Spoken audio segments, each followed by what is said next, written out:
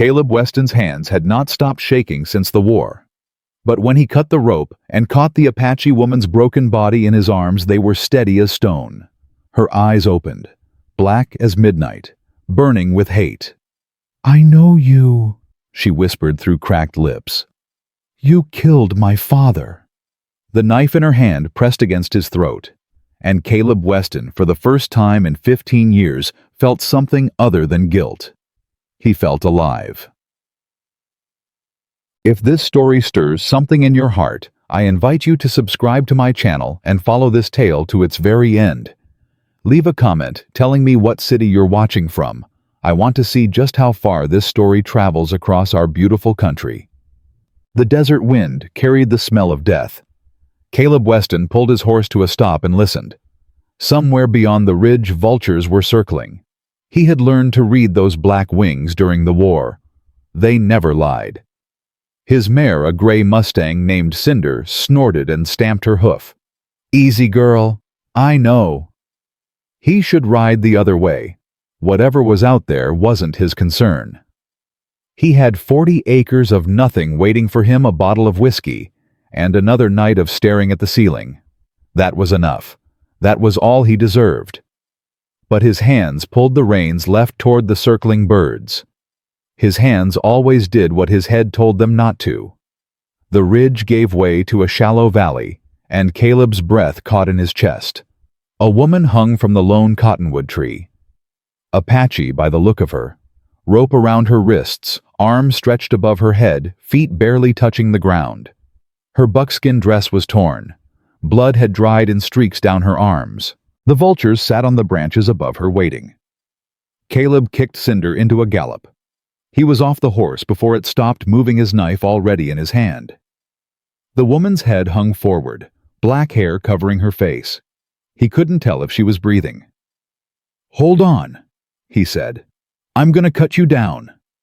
He reached up and sliced through the rope. Her body collapsed against him, heavier than he expected. Strong bones, muscle beneath the skin. This was no delicate flower. This was a woman built for survival. And she was burning with fever. He lowered her to the ground, brushing the hair from her face.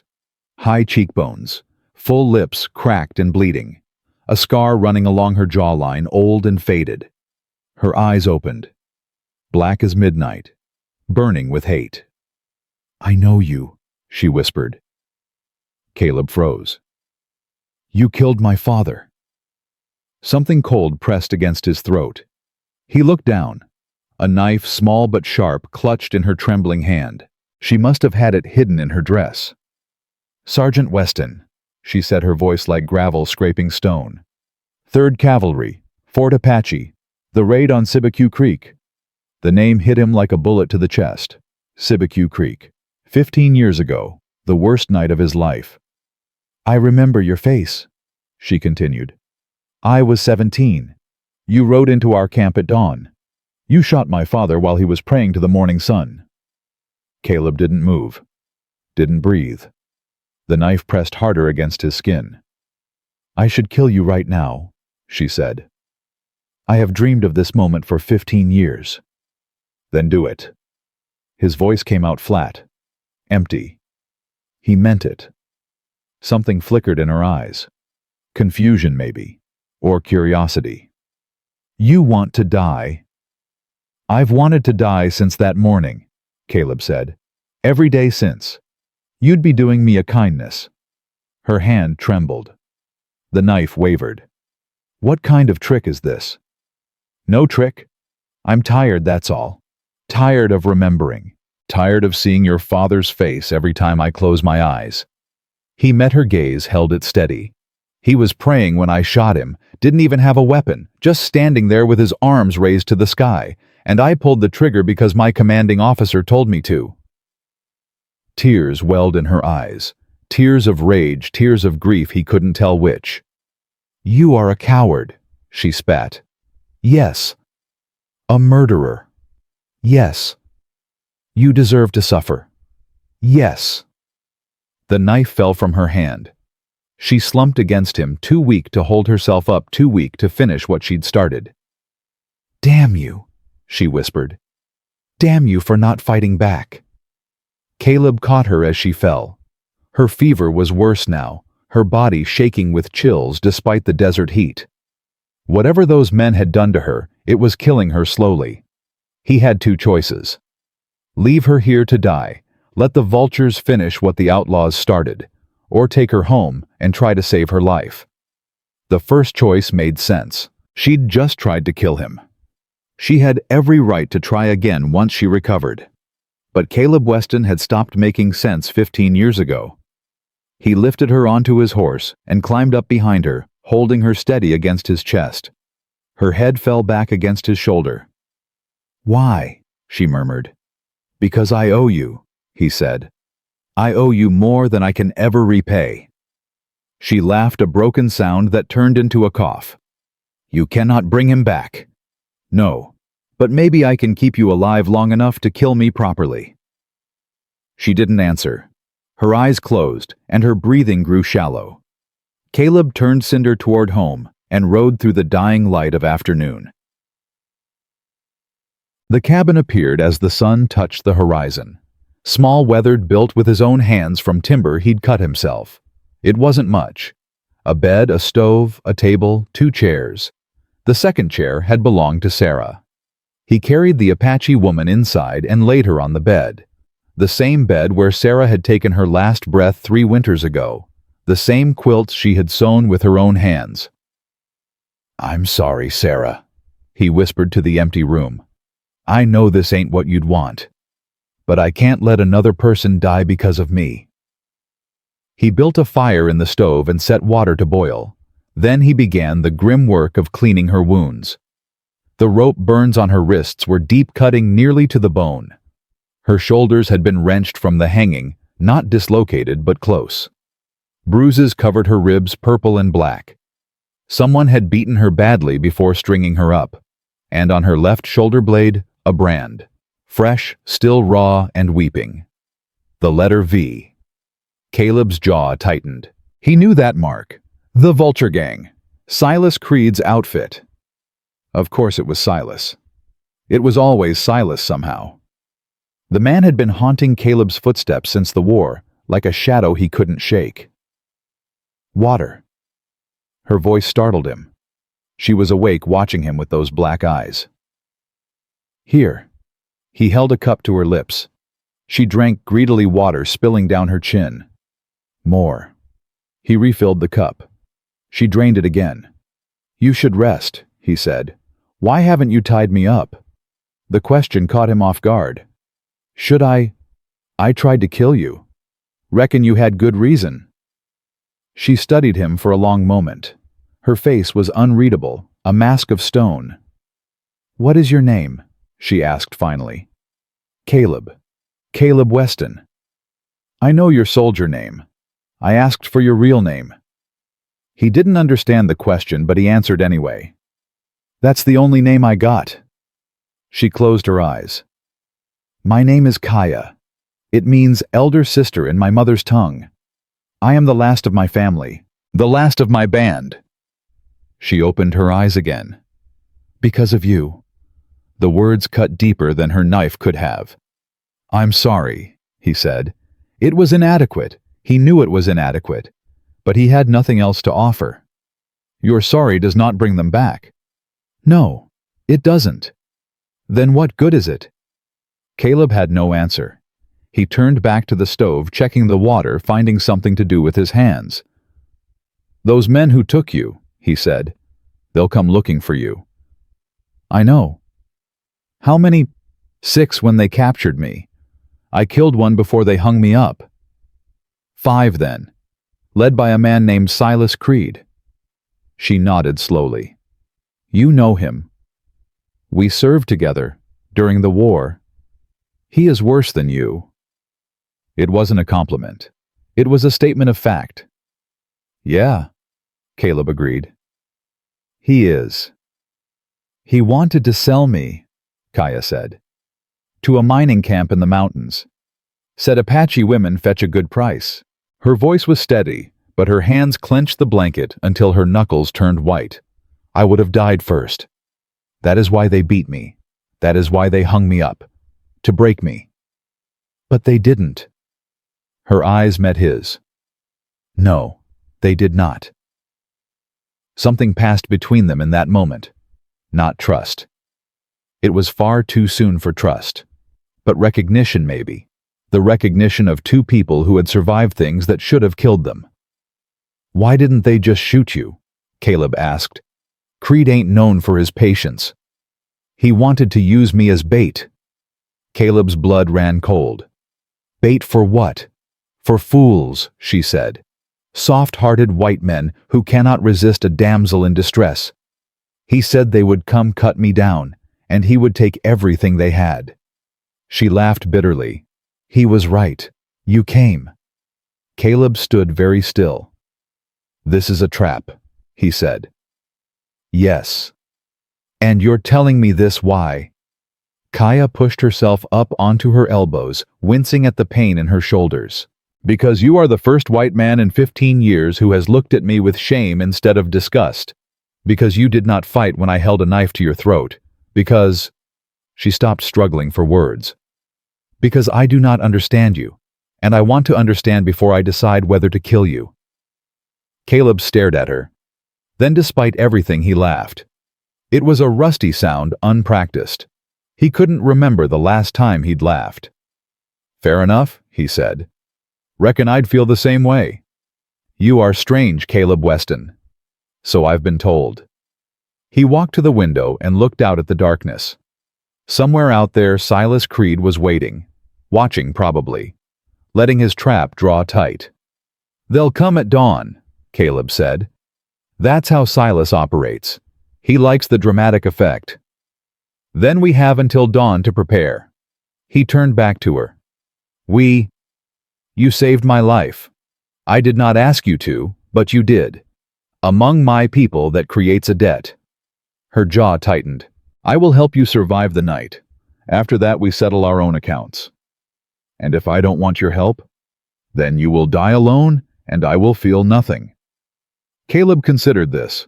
A sensible man would tie her up, take his horse and ride until he hit the Mexican border. A sensible man wouldn't have cut her down in the first place. But Caleb Weston had never been sensible. All right, he said, but I ain't got much in the way of weapons. 1 rifle, 1 pistol, a knife. I have killed men with less. He believed her. They spent the next hour preparing. Caleb barricaded the door with the table and the heavy oak chest that had belonged to Sarah's grandmother. Kaya, despite her wounds, helped him nail boards across the windows. You built this cabin yourself, she observed. Yeah. The walls are thick, good for defense. Didn't build it for defense, built it for the winters. It will serve both purposes tonight. They worked in silence after that. It was a strange kind of silence, not comfortable, but not hostile either. The silence of 2 soldiers preparing for battle. When the cabin was secured, Caleb poured 2 cups of coffee and handed one to Kaya.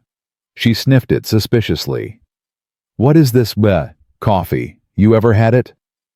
Once. It was bitter. Still is. But it'll keep you awake. She took a sip, made a face, but kept drinking. Why do you live out here alone? She asked. Prefer it this way. That is not an answer. Caleb stared into his cup. The coffee was black as sin, just the way he liked it. After the war, I couldn't stand being around people, he said. Couldn't stand the way they looked at me. Like I was a hero. Like I'd done something worth celebrating. He shook his head. I wasn't a hero. I was just a man who followed orders. Bad orders. Evil orders.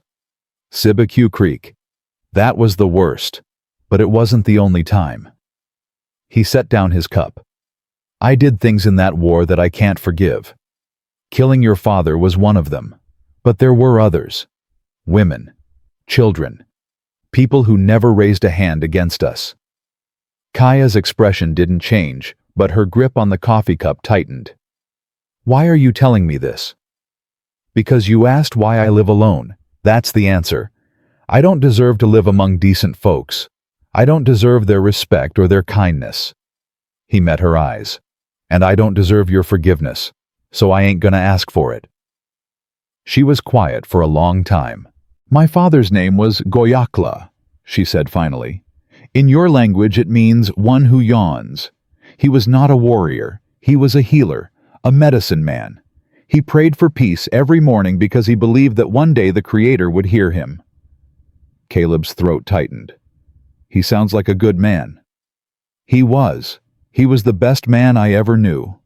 She looked at him, and for the first time he saw something other than hate in her eyes, something that might have been sorrow. "When you killed him, I wanted to die too. I wanted to follow him into the spirit world, but my grandmother stopped me. She said that my father's spirit would be ashamed if I gave up." "Your grandmother sounds wise." "She was. She died last winter." Kaya set down her cup. "Now I am alone, the last of my blood, the last keeper of my father's memory." "Is that why you're still alive, to remember him?" She considered the question. "I used to think so, but now I am not sure." She touched the brand on her shoulder, wincing slightly. "When those men captured me, when they beat me and hung me from that tree, I thought about letting go. I thought about finally joining my father. But something stopped me." "What?" "Anger," she said simply. "Pure burning anger. Not at you, I had made peace with my hatred for you long ago. You were just a face in my nightmares, nothing more. But these men—" Her voice hardened. "These men enjoyed hurting me. They laughed while I screamed. And I decided that I would not die until I made them scream too." Caleb nodded slowly. "Revenge can keep a person alive." "You sound like you know." "I do." He stood and walked to the window, peering through a crack in the boards. Nothing moved in the darkness. Yet. "After Sarah died, my wife, I spent 6 months tracking down the men who sold her the medicine that killed her. Snake oil peddlers. They'd been traveling through the territory, selling miracle cures that were nothing but colored water and laudanum." "Did you find them?" "Found them in Tucson. 3 of them running the same scam on a new batch of victims." "What did you do?" Caleb was quiet for a moment. "I didn't kill them," he said finally. "That's what I wanted to do. That's what they deserved. But when I had them cornered, when I had my gun pointed at their heads, I saw Sarah's face. And I heard her voice clear as day telling me that she didn't die, so I could become a murderer." "So you let them go. Turned them over to the sheriff. They're in Yuma prison now. Probably won't live to see the end of their sentences." Kaya frowned. "That does not sound like revenge." "It wasn't. It was justice. Or the closest thing to it I could manage." He turned back to face her. "Revenge and justice aren't the same thing, Kaya. Revenge is about making yourself feel better. Justice is about making things right. And saving me, is that revenge or justice?" The question hung in the air between them. "Neither," Caleb said. "Saving you was just instinct. I heard you calling for help and I couldn't right away. Simple as that." "Nothing about this is simple?" "No, I suppose it ain't." A distant howl echoed through the darkness. Not a coyote, Caleb knew the difference. It was a signal. The wolves were circling. "They are coming," Kaya said. "Yeah." Caleb picked up his rifle and checked the chamber. "Sooner than I expected." She rose from her chair, steady despite her wounds, and took the pistol he had laid on the table. Her hands wrapped around the grip with practiced ease. "You know how to use that?" he asked. "I have used one before." "Shoot to kill. Creed won't give us a second chance." She nodded, her jaw set, her eyes blazing with that cold fire he had seen when she first woke. "Caleb Weston." "Yeah? If we survive this night, I will still have to decide whether to kill you." "I know. But I will wait until after the battle. It would be wasteful to kill you before you have killed some of them." Despite the gravity of the moment, Caleb felt the corner of his mouth twitch.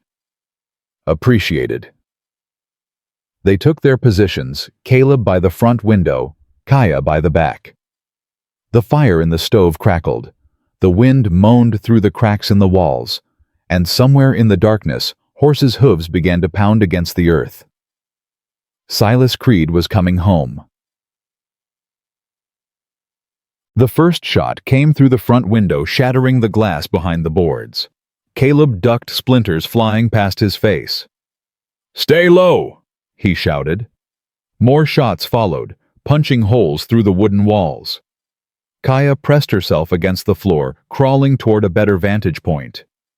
"How many?" she called. Caleb peered through a gap in the boards. Muzzle flashes lit up the darkness. 1, 2, 3, 4, 5. "All of them!" A voice rang out from the darkness, deep and mocking. "Caleb Weston. Well, ain't this a pleasant surprise, Silas Creed?"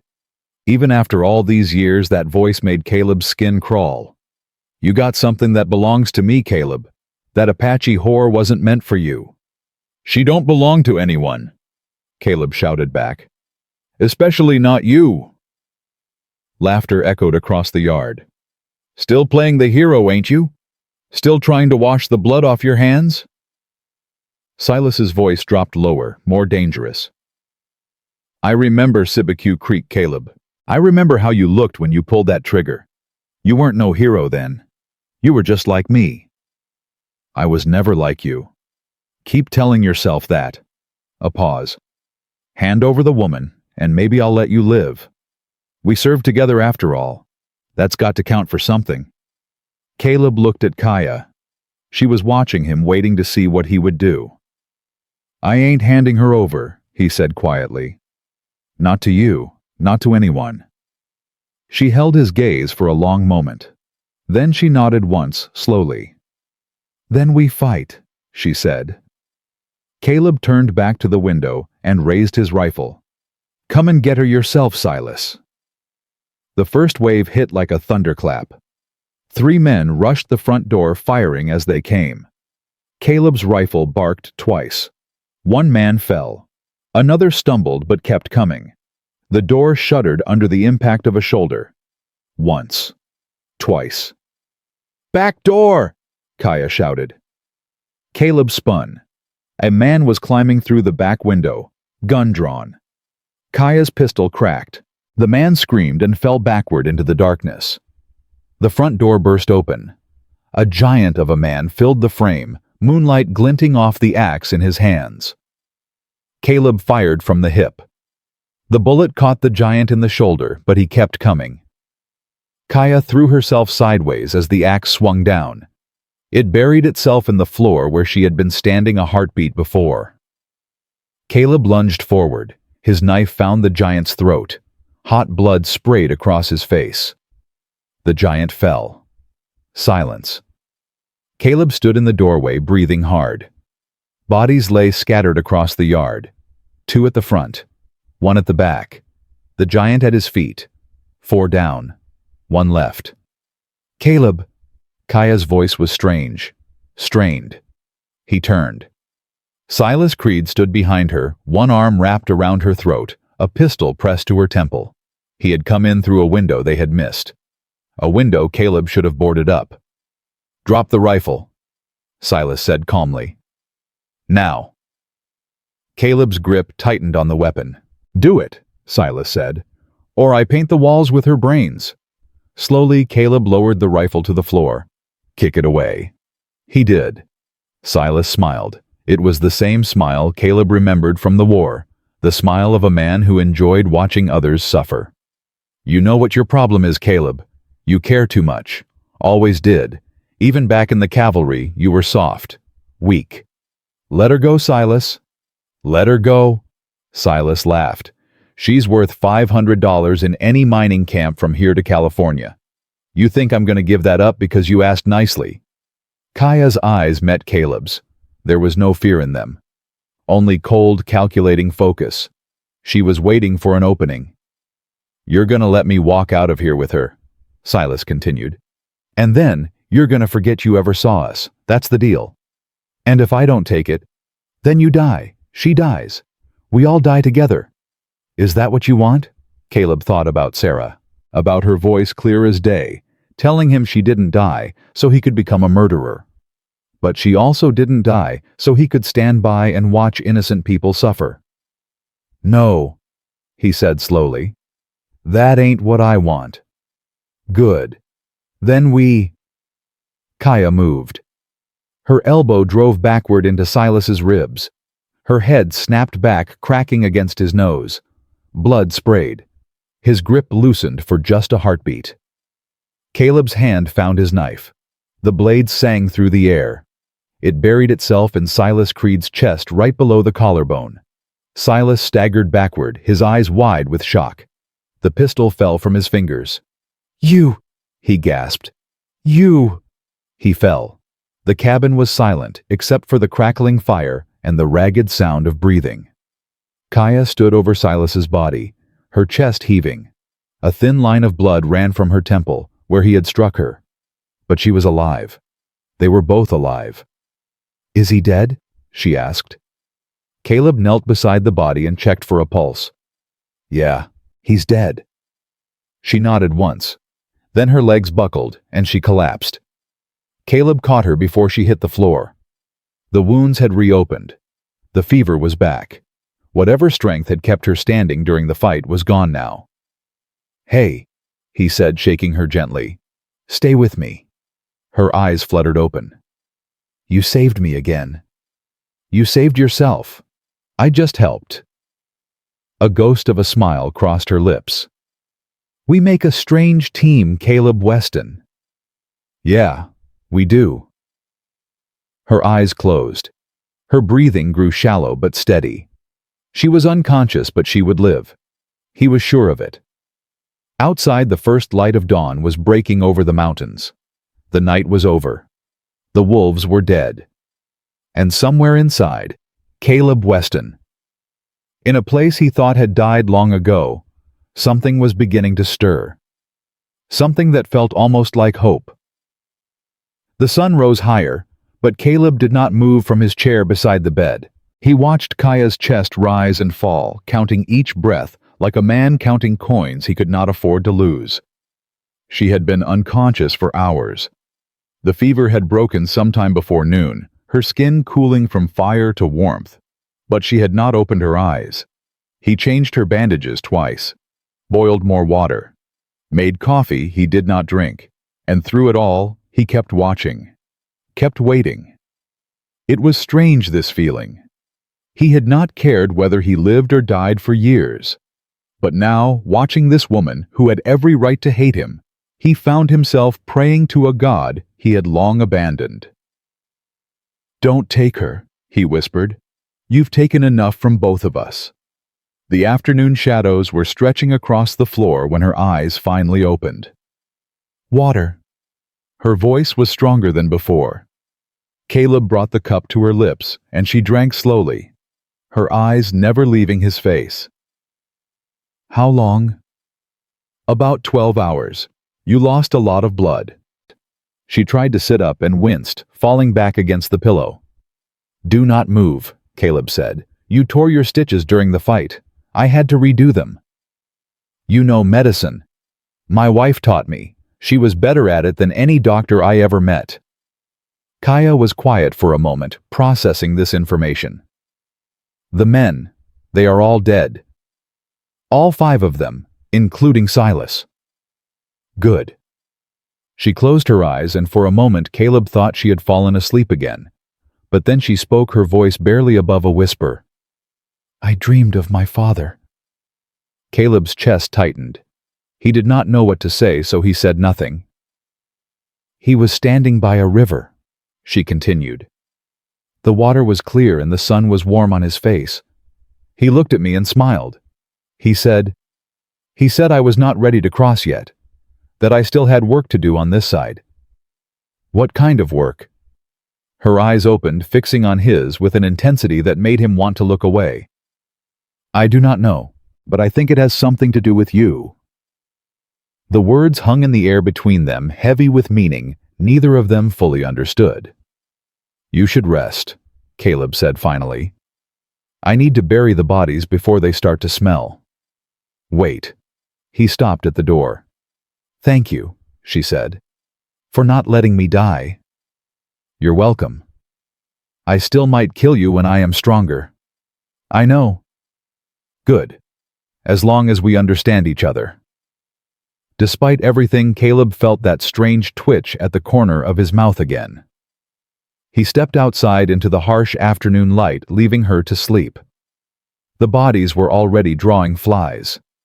Caleb worked for hours digging graves in the hard-packed earth behind the barn. His shoulders ached, his hands blistered, but the physical pain was almost welcome. It gave him something to focus on besides the chaos in his mind. When the last body was in the ground, he stood over the fresh mounds and removed his hat. Lord, I don't know if these men deserve your mercy. I reckon you'll have to sort that out yourself. But if there's any goodness left in them, any spark that got buried under all the evil they did, I hope you can find it. He put his hat back on and walked toward the cabin. Halfway there he stopped. A rider was coming over the ridge. Single horse moving slow. Not a threat, but not a friend either. Caleb's hand dropped to the pistol at his hip. The rider came into focus as he approached.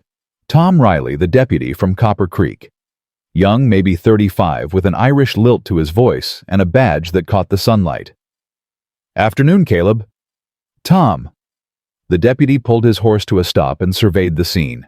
Fresh graves, bloodstains on the porch, bullet holes in the cabin walls. Heard gunfire last night, all the way from Miller's ranch. That so? Figured I'd come check on you, make sure you weren't dead. I ain't dead. I can see that. Tom's eyes moved to the graves. Can't say the same for whoever's in those holes. Caleb said nothing. You want to tell me what happened here? Not particularly. Tom sighed and dismounted, tying his horse to the fence post. He walked closer, his boots crunching on the dry earth. Look, Caleb, I know we ain't friends. I know you prefer to keep to yourself, and I respect that. But I'm the law in these parts, and when 6 men ride out toward your property at sundown and don't come back, I got a responsibility to ask questions. 6? 6 horses left Copper Creek yesterday. Silas Creed and his boys. Word was they were hunting something they lost. Tom's eyes were sharp, despite his casual tone. You know anything about that? Caleb considered his options. He could lie, but Tom wasn't stupid. He could tell the truth, but the truth was complicated. They came to take something that didn't belong to them, he said finally. I stopped them. Stopped them how? The permanent way. Tom whistled low.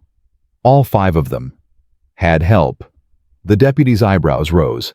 Help from who? Before Caleb could answer, the cabin door opened. Kaya stood in the doorway, wrapped in one of Sarah's old blankets, her dark hair wild around her face. Tom's hand moved toward his gun, then stopped. Easy, Caleb said. She's with me. An Apache. Tom's voice was carefully neutral. You got an Apache woman in your cabin. I got a woman I saved from being sold to a mining camp. The fact that she's Apache don't change that. Tom looked from Caleb to Kaya and back again. Something complicated moved behind his eyes. You know how this is gonna look, he said quietly. In town, I mean. People talk. Let them talk. It ain't that simple, Caleb. You know how folks feel about... He trailed off, glancing at Kaya. About what? Kaya's voice was cold. About my people. About the color of my skin. Tom had the grace to look uncomfortable. I ain't saying it's right, ma'am. I'm just saying it's how things are. Then perhaps things should change. The words landed like a slap. Tom flinched. She's got a point, Caleb said. Things should change, and they ain't gonna change if people like you keep making excuses for the way things are. Tom was quiet for a long moment. Then he nodded slowly. Fair enough. He turned back to Caleb. I'll write up a report. Self-defense against known outlaws. Silas Creed had warrants in 3 territories. Nobody's gonna cry over him or his boys. I appreciate that. Don't thank me yet. Tom mounted his horse. Like I said, people talk, and not everyone in Copper Creek is as understanding as I am. You might want to keep your heads down for a while. He tipped his hat to Kaya. Ma'am. Then he rode off, disappearing over the ridge the same way he had come. Kaya watched him go, her expression unreadable. "He is not like the others," she said. "No, he's not." "Why?" Caleb shrugged. Tom's family came over from Ireland during the famine, spent their first years in America being treated like dirt. I reckon he knows something about being judged for what you are instead of who you are. Kaya considered this. "Your people are strange. You hate those who are different, but you also hate each other." "Yeah, we're complicated that way." She pulled the blanket tighter around her shoulders. "I should not be standing. My head is swimming." Caleb moved to her side and offered his arm. She hesitated, then took it, letting him guide her back inside. "You push yourself too hard," he said. "You need to rest." "I have rested enough. I have been weak enough." She sat down heavily in the chair by the stove. "I need to move. I need to feel my body again." "Your body needs time to heal." "My body has healed from worse." He didn't doubt it.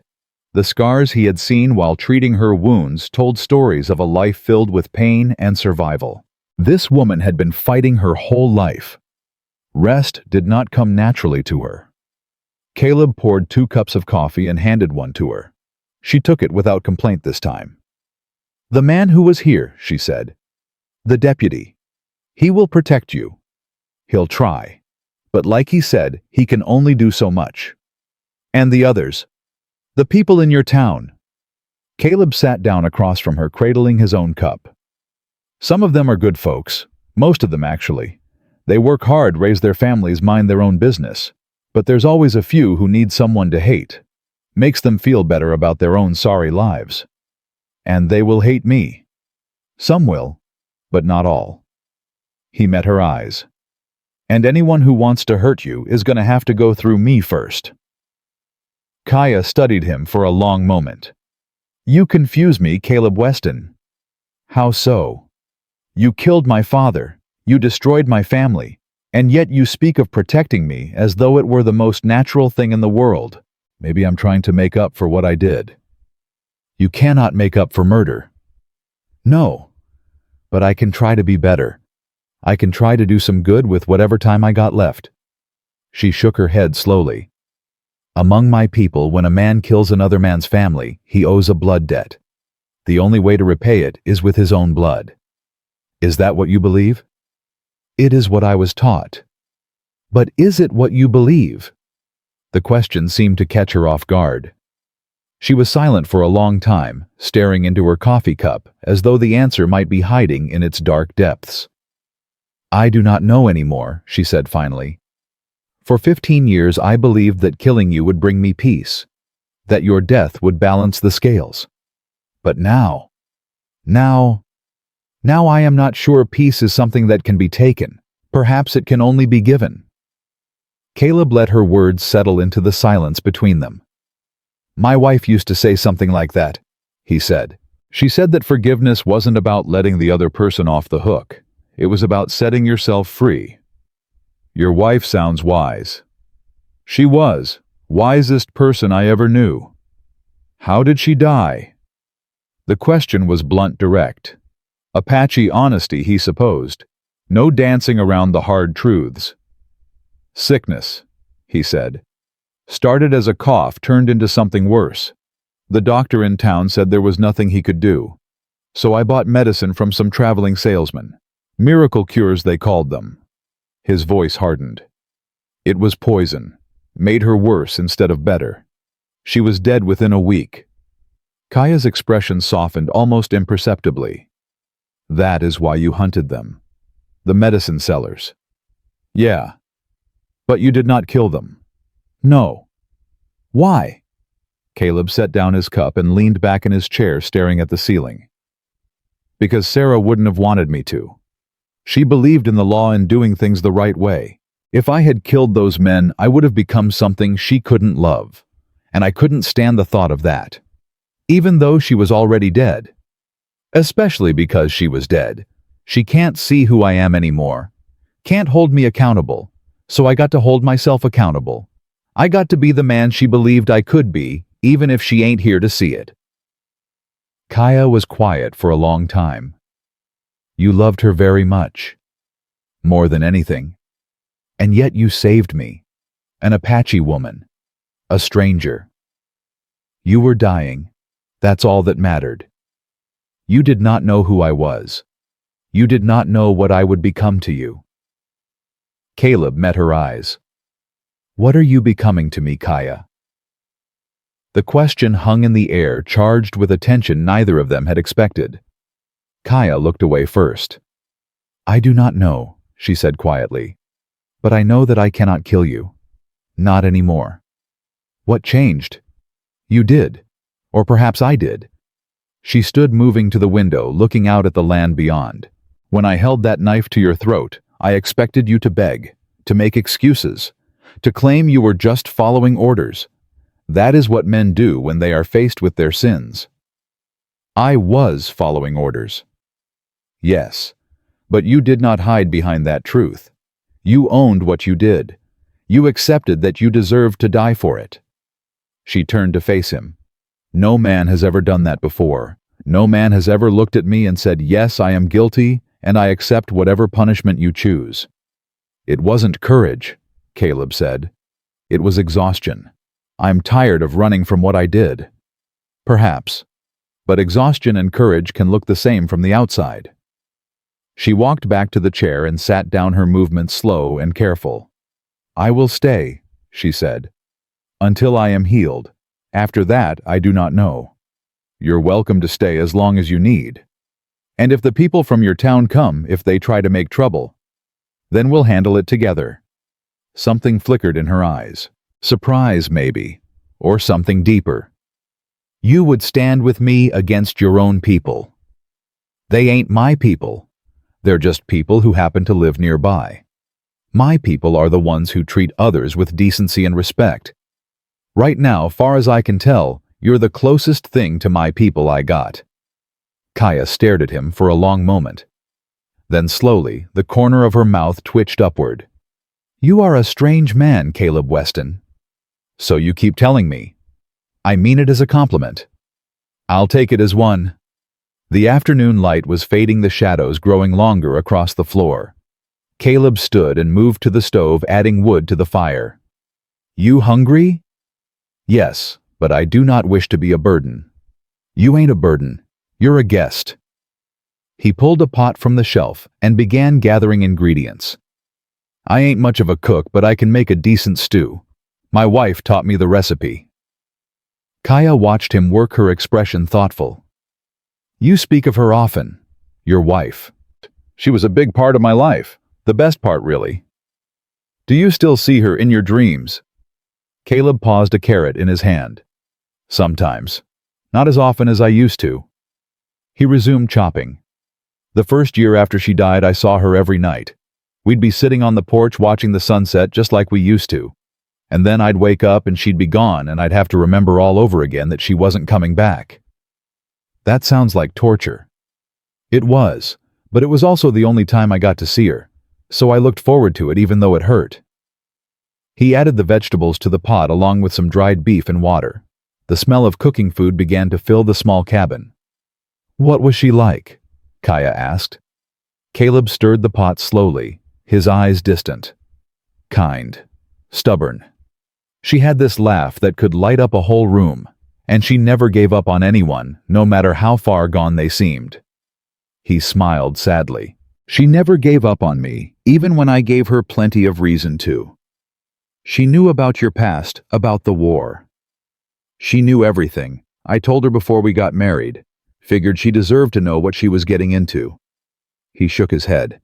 She listened to the whole ugly story, and when I was done, you know what she said? What?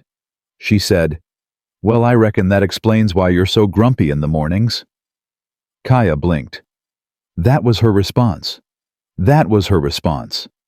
She said the past was the past, and the only thing that mattered was what I did going forward.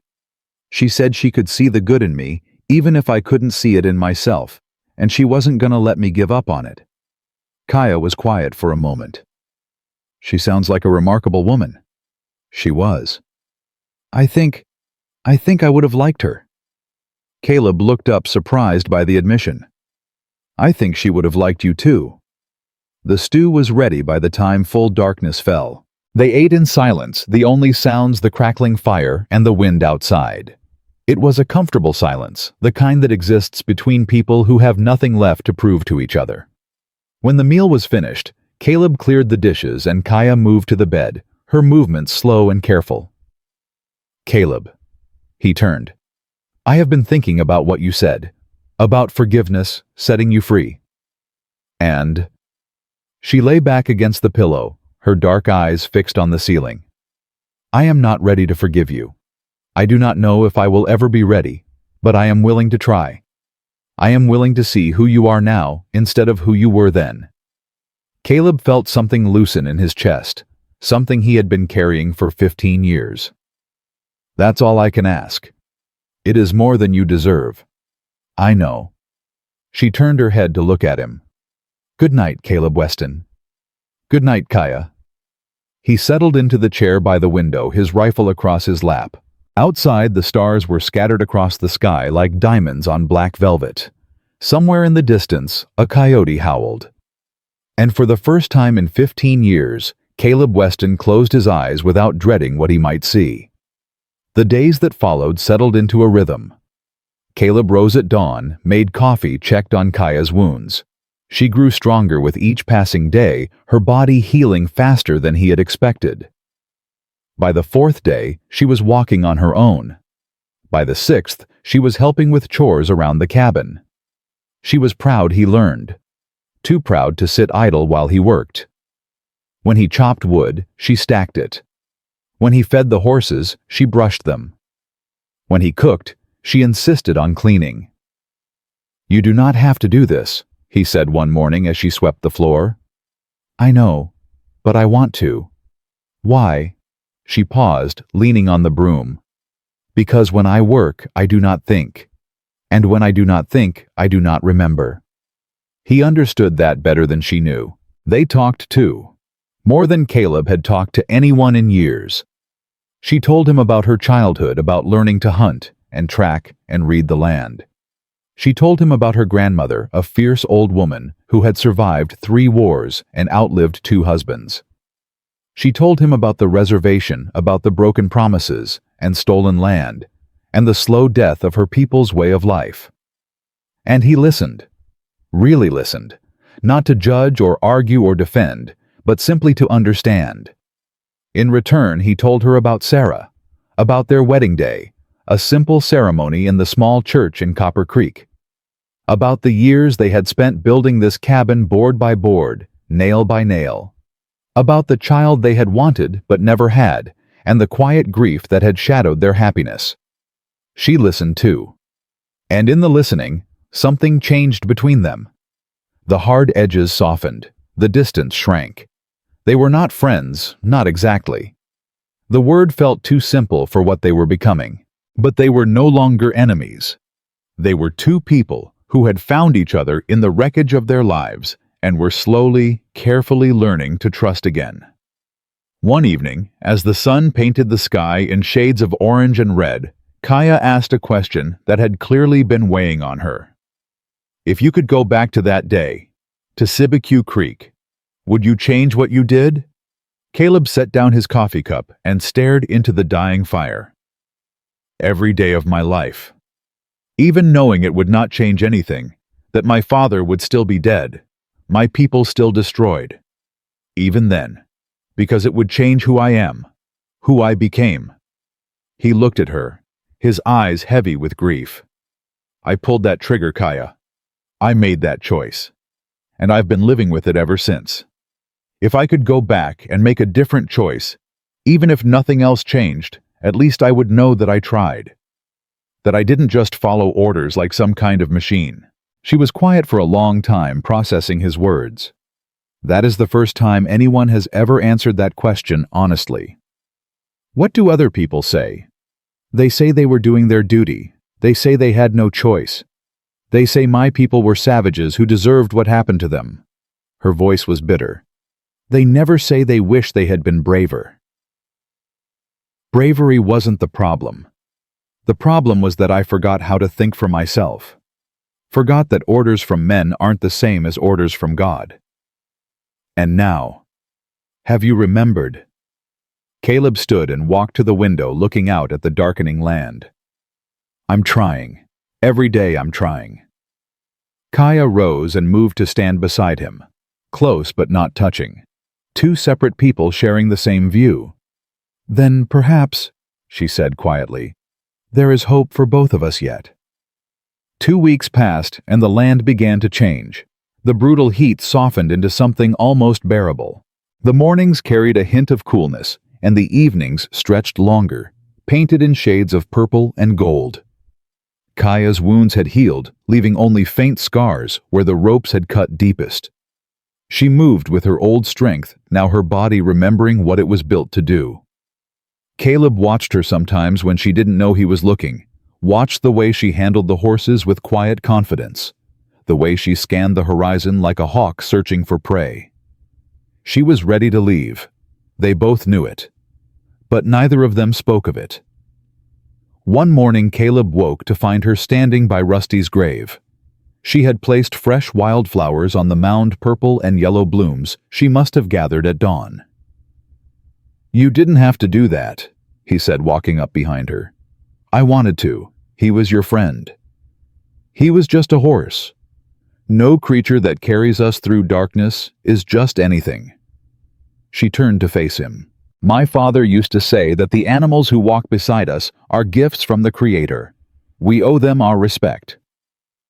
Caleb looked at the grave, at the small wooden cross he had carved with shaking hands the day after the battle. Your father sounds like he was a good man. He was. Her voice was steady, but her eyes glistened. He deserved better than what he got. The words hung between them, heavy with meaning. Caleb knew what she was really saying. He deserved better than you. I know, he said quietly. Kaya walked past him toward the cabin but stopped after a few steps. Caleb. Yeah. I have been thinking. His chest tightened. Here it comes, he thought. She's going to leave. About what? She turned, and for a moment she looked younger than her years. Vulnerable in a way he had never seen before. About whether hatred is worth carrying. About whether the weight of it is heavier than the weight of letting go. And what have you decided? I have not decided anything. That is the problem. She shook her head slowly. For 15 years, hating you was simple. It gave me purpose. Something to hold on to when everything else was gone. But now I look at you, and I do not see the man who killed my father. I see a man who is trying to be better. A man who saved my life when he had no reason to. And I do not know what to do with that. Caleb stepped closer, close enough to see the conflict raging in her eyes. You don't have to do anything with it. You don't owe me forgiveness. You don't owe me anything. That is not true. Her voice cracked slightly. You saved my life. Among my people, that creates a bond that cannot be broken. A debt that must be repaid. I don't want repayment. I just want... He stopped. What did he want? He had asked himself that question 1,000 times over the past 2 weeks, and he still didn't have an answer. What? Kaya pressed. What do you want, Caleb Weston? The truth came out before he could stop it. I want you to stay. The words landed like stones, dropped into still water. Kaya's eyes widened. Stay? I know I got no right to ask. I know what I did to your family. But these past 2 weeks having you here, it's the first time in years I've felt like something other than a ghost waiting to die. Caleb. You don't have to answer now. You don't have to answer at all. I just needed you to know. She stared at him for a long moment, emotions flickering across her face too fast to read. Then she turned and walked into the cabin without a word. Caleb stood alone in the morning light, his heart pounding, wondering if he had just made the biggest mistake of his life. The answer came sooner than he expected. That afternoon, dust rose on the horizon. Not one rider this time, but several. Caleb counted 5, maybe 6, moving in a tight formation that spoke of purpose. Kaya. She appeared at his side, already holding the rifle he had given her. I see them. Could be trouble. It is always trouble when men ride together. They watched as the riders approached. As they drew closer, Caleb recognized the man in front. William Harker, owner of the largest ranch in the territory. A hard man with a harder reputation and enough money to buy whatever justice suited him. What does he want? Kaya asked. Nothing good. The riders stopped at the fence line. Harker sat tall in his saddle, his silver hair gleaming beneath his black hat. Behind him, 5 of his ranch hands waited, their hands resting on their weapons. Weston, Harker called out. We need to talk. So talk. Heard you had some trouble out here. Heard you killed Silas Creed and his boys. News travels fast. It does when bodies turn up. Harker's eyes moved to Kaya, and his lip curled with unconcealed disgust. Also heard you've got yourself some Apache company. Where? What of it? What's of it? Harker laughed, a cold sound without humor. You bring a savage onto decent land and ask what of it. Kaya's grip tightened on the rifle. Caleb placed a hand on her arm, steadying her. She ain't a savage. She's a woman I saved from outlaws. End of story. That ain't how folks in town see it. They're talking Weston, saying you've gone native, saying you're a traitor to your own kind. Folks in town can mind their own business. Harker leaned forward in his saddle, his eyes narrowing. See, that's where you're wrong. When a white man takes up with an Apache, it becomes everyone's business. Sets a bad example. Makes people think the natural order of things don't matter no more. Natural order? Kaya's voice was sharp as a blade. Is that what you call it when your people steal our land, kill our children, and drive us onto reservations to starve? Harker's face reddened. You watch your tongue, squaw. I didn't ride all this way to be lectured by some... Careful! Caleb's voice cut through like a whip crack. You finish that sentence, and this conversation's over. Permanently. The threat hung in the air. Harker's men shifted uneasily, hands twitching toward their guns. But Caleb didn't flinch. He had faced worse odds, and he had something to protect now. Someone. Harker studied him for a long moment, calculating the risks. All right, he said finally. I'll make this simple. You got 2 choices. Send the Apache away, come back to town, and pretend this never happened. Or stay out here with her and accept the consequences. What consequences? We don't take kindly to race traitors in these parts. Bad things happen to people who forget where they belong. Is that a threat? It's a fact. Harker pulled his horse's reins, preparing to leave. You got until sundown tomorrow to decide. After that, don't say you weren't warned. He rode off, his men following in a cloud of dust. Caleb watched them go, his jaw clenched so tight it ached. He will not wait until sundown, Kaya said quietly. No, he won't. We should leave, both of us. Find somewhere they cannot follow. Caleb shook his head. I'm done running. This is my land, Sarah's land. I ain't gonna let some puffed-up rancher drive me off it. Then we fight? If we have to. Kaya was quiet for a moment. Then she nodded. Then we fight. The rest of the day passed in preparation. They reinforced the cabin, stockpiled ammunition, mapped out defensive positions. They worked in silence, the kind of silence that exists between soldiers before a battle. As night fell, they sat across from each other at the small table, eating a dinner neither of them tasted. Caleb. Yeah? This morning when you asked me to stay. He looked up, his heart suddenly racing. Did you mean it? Every word. She set down her fork, her eyes searching his face. Why? Why would you want me here knowing what I represent? What I remind you of? Because you're the first person since Sarah who's made me feel like living might be worth the trouble. Because when I look at you, I don't just see the past. I see something that might be worth fighting for. Even knowing I might never forgive you completely. Even then. She reached across the table and took his hand. Her skin was warm, her grip strong. I cannot promise you anything, she said. I cannot promise I will stay forever. I cannot promise I will ever look at you without seeing my father's face. But I can promise you this. Whatever comes tomorrow, I will stand beside you. Not because of debt, not because of obligation, but because I choose to. Caleb felt something break open in his chest, something that had been locked away for 15 years. That's enough, he said. That's more than enough. They sat there in the lamplight, two people who had found each other in the wreckage of their lives, holding on to a moment of peace before the storm. The storm came before dawn. Caleb woke to the smell of smoke. He was on his feet in an instant, rifle in hand, moving to the window. In the distance, flames licked at the sky. His barn was burning. Kaya. She was already awake, already armed. The horses.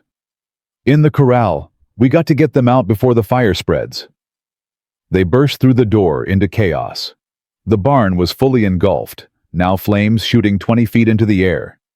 The horses screamed in terror, throwing themselves against the corral fence. Caleb ran toward them, but a gunshot cracked through the night and a bullet tore through the dirt at his feet. Stay where you are, Weston. Harker's voice came from the darkness beyond the fire. Caleb couldn't see him, couldn't see any of them. They were using the flames as cover, hiding in the shadows. Let the horses go, Caleb shouted. They ain't got nothing to do with this. They're Apache touched now, just like you. Another shot closer this time. Kaya grabbed Caleb's arm and pulled him behind the water trough. How many? She asked. Can't tell. At least 5, maybe more. We are trapped. Not yet. Caleb's mind raced. The cabin was behind them, the burning barn to the right, the corral to the left. If they could reach the cabin, they'd have cover, but crossing that open ground would be suicide. I can get to the horses, Kaya said. No, they'll pick you off before you get halfway. I am faster than you think. Kaya. Those animals deserve a chance to live, just as we do. Before he could stop her, she was gone. Moving low and fast, weaving through the shadows like a ghost. Gunfire erupted, but she was already past the first line of fire, already at the corral fence. Caleb broke from cover, firing toward the muzzle flashes. One man screamed and fell. Another dove for cover. It was enough. Kaya threw open the corral gate. The horses burst free, stampeding toward the open desert. In the confusion, she disappeared into the darkness. Kaya. No answer. Caleb fell back toward the cabin, reloading as he moved. Bullets splintered the doorframe as he dove inside. He rolled to his feet, slammed the door shut, and took position at the window. Where was she? The fire had spread now, jumping from the barn to the dry grass. In its hellish light, Caleb could see figures moving. 3, 4, 5 men. More than he had expected. A shot came from somewhere to his left. Then another. 2 of Harker's men fell. Kaya. She had circled around, found high ground, and was picking them off one by one. Caleb felt a surge of something that might have been pride, might have been fear, might have been love. He joined the fight, firing through the broken window. The night dissolved into chaos, gunsmoke, and screaming, and the roar of flames. Time lost all meaning. There was only the next shot, the next breath, the next heartbeat. Then suddenly silence. Caleb weighted his finger on the trigger. Nothing moved. Kaya. Here. She appeared from the darkness, walking through the dying flames like something out of a legend. Her face was streaked with soot. Her clothes torn, but she was alive. She was alive. Are you hurt? No. You. I'm fine. She reached him and stopped looking at the destruction around them. The barn was gone, nothing but smoldering ruins. The grass was scorched black in a wide circle. Bodies lay scattered across the yard. "Harker?" Caleb asked. "Dead. He tried to run when his men started falling. I caught him at the ridge." Caleb should have felt something. Satisfaction, maybe, or regret. But all he felt was tired. "It's over," he said. "For now." She turned to look at him, her eyes reflecting the last of the flames. "More will come. Harker had friends. They will want revenge." "I know. We should leave. Find somewhere safer." "Is anywhere safe?" She considered the question. "No, but some places are less dangerous than others." Caleb looked around at the land he had built his life on. The cabin Sarah had helped him dream, the graves of his horse and his hopes, everything he had left of the man he used to be. "I can't leave," he said. "Not yet. There's something I need to do first." "What?" He walked to the small wooden cross on Rusty's grave and knelt beside it. The wildflowers Kaya had placed that morning were still there, singed but not burned. "I need to say goodbye. To Sarah. To the life I thought I'd have."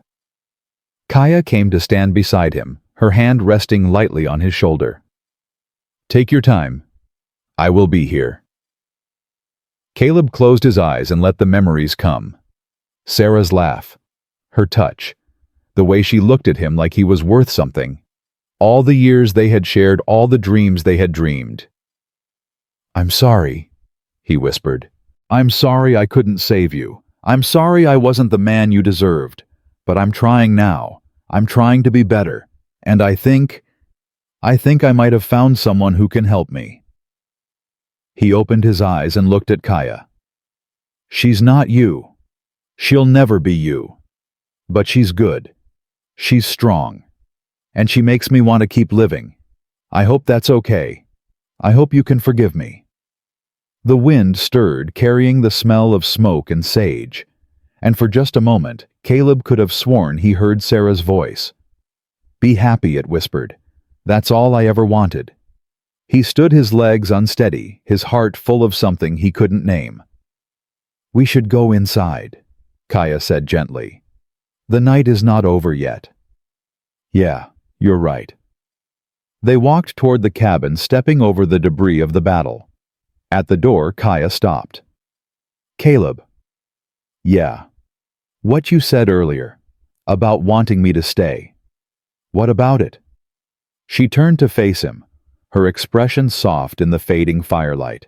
"I have been running my whole life, running from soldiers, running from memories, running from my own grief." She paused. "I am tired of running." "What are you saying?"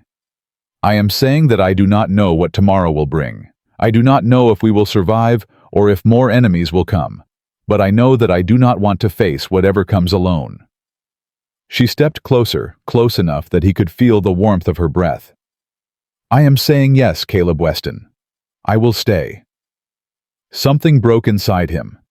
Not like before, when it was pain and guilt and grief. This time it was different. This time it was like a door opening. Like sunlight flooding into a room that had been dark for too long. "You sure?" "I am sure." He reached out and took her hand. She did not pull away. "Then we face it together." Together. They stood there in the doorway, two people who had lost everything, who had found each other in the ashes of their old lives. Behind them, the fire died to embers. Above them, the first stars of morning began to appear, and somewhere in the distance, a coyote howled. Not a mournful sound this time, but something almost like a celebration. A song of survival. A hymn to the stubborn, beautiful will to live. Caleb and Kaya walked inside and closed the door on the darkness. Whatever came next, they would face it together. The dawn came slow and gray, the sky heavy with clouds that promised rain but did not deliver. Caleb stood in what remained of his yard, surveying the damage. The barn was nothing but charred beams and ash. The grass was scorched in a wide circle around the cabin, and 6 bodies lay covered with blankets he had pulled from the house. Kaya worked beside him without speaking. Together they dug graves, their shovels biting into the hard earth with a rhythm that felt almost like prayer. When the last body was buried, Caleb removed his hat and stood in silence. "Do you pray for them?" Kaya asked. "I pray for their souls. Whatever they did, they're answering to God now. Ain't my place to judge." "You are a strange man, Caleb Weston, praying for the men who tried to kill you."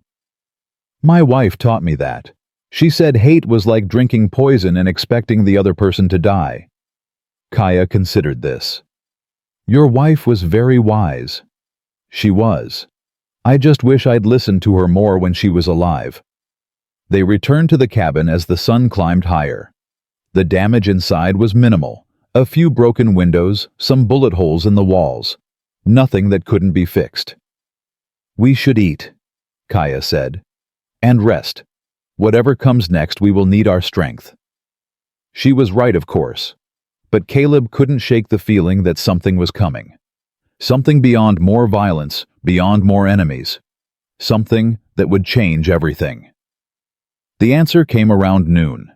Dust rose on the horizon again, but this time Caleb recognized the riders immediately. Tom Riley, leading a group of 4 men. Not ranch hands or vigilantes, these were official. Badges caught the sunlight. "Federal marshals," Caleb said. Kaya reached for her rifle, but he stopped her. "Easy. Let me do the talking." The riders stopped at the fence line. Tom dismounted first, his face carefully neutral. "Caleb?" "Tom, you brought friends." "Had to. Word got out about what happened at Harker's place. His foreman made it to town before dawn. Said you and your Apache woman massacred a dozen innocent men." "Innocent?" Caleb's voice was sharp. "They burned my barn. Shot at us in the dark. Tried to kill us for no reason other than Kaya existing." "I know. That's what I told them." Tom gestured to the marshals behind him. "These men are from the territorial office. They're here to investigate." One of the marshals stepped forward. He was older than the others, with a weathered face and eyes that had seen too much. "I'm Marshal James Whitfield. I need to hear your account of what happened here." Caleb told him everything. The rescue in the desert, Silas Creed and his gang, Harker's threats and the night attack. He left nothing out, not even the parts that made him look less than heroic. When he finished, Whitfield was quiet for a long moment. "That's quite a story. It's the truth. I believe you. But the truth don't always matter as much as it should." The marshal looked at Kaya, who had remained silent throughout. "You're the Apache woman." "My name is Kaya." "Kaya." He nodded slowly. "You were the one they were trying to sell." "Yes. And you helped fight off both attacks." "I did what was necessary to survive." Whitfield exchanged a glance with Tom, something passing between them that Caleb couldn't read. "Here's the situation," Whitfield said finally. "William Harker was a powerful man. He had friends in high places, friends who aren't going to be happy about what happened here." "You saying we're in trouble?" "I'm saying it's complicated."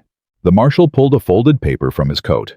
"But it just so happens that Harker was also under investigation for land fraud, cattle theft, and 6 other charges.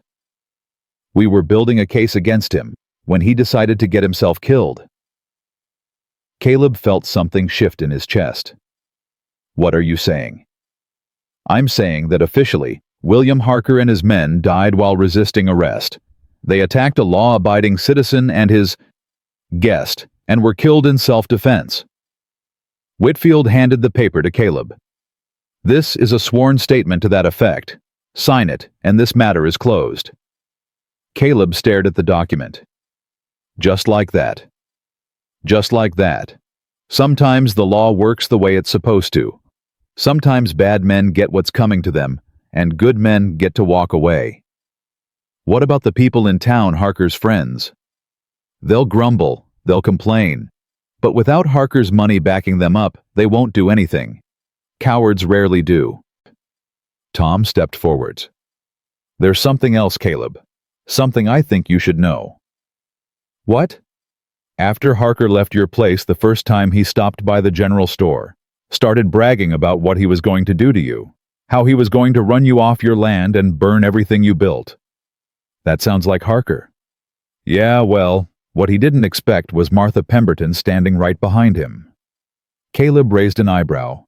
Martha Pemberton was the widow who ran the general store, a stern woman in her 60s who rarely smiled and never suffered fools. What did she do? Told him he was a disgrace to the territory, said that any man who'd attack another man for showing basic human decency didn't deserve to breathe the same air as decent folks. Tom's mouth twitched.